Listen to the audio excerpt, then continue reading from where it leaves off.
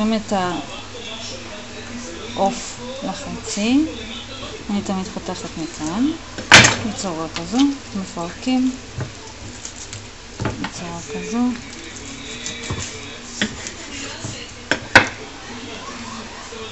את העוף בתבנית ומכניסים לתנור ל-270 מעלות. לוקחים 4-5 תפוח אדמה ו2-3 בטטות וחותכים לפרוסות, לא עבות מדי ולא דקות מדי. זה הולך למיקרו, לריכוך ל9.5 דקות. שמים לרוטב 2 כפיות של רוטב של אבקת ברבקיו, כף של אבקת מרק, עוף,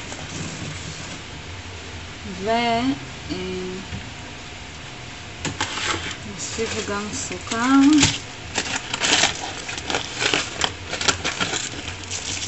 כף סוכר.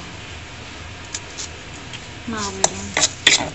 הוספתי עוד כף סוכר ואני שמה מים כדי שזה יסמיך. ומערבבת תוך כדי. אחרי זה אני מורחת את התערובת הזאת על העוף ועל התפוחי האדמה.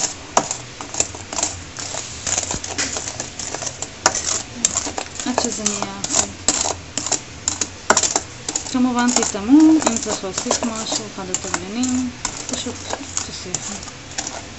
רוטב סמיך, יפה. הכנסתי את תפוח אדמה עם בטטות למיקרו לעוד 9 דקות, זה לא מספיק רך.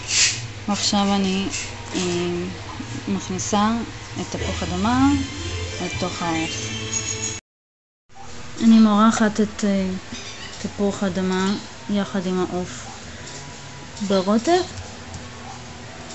והעוף כמעט מוכן, אז אחרי שאני אשים את זה לכמה דקות להשכמה, אני מוציאה את העוף וממשיכה לבשל את תפוח האדמה.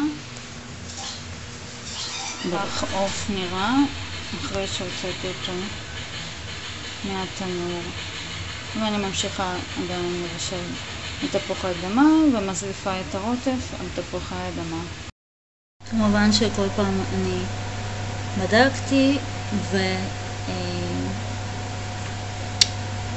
וכל פעם שמתי את הרוטב לתוך תפוח אדמה, וסוף סוף עכשיו הוא מוכן. כך הוא צריך להיראות בטבעון. אומפרדקס זי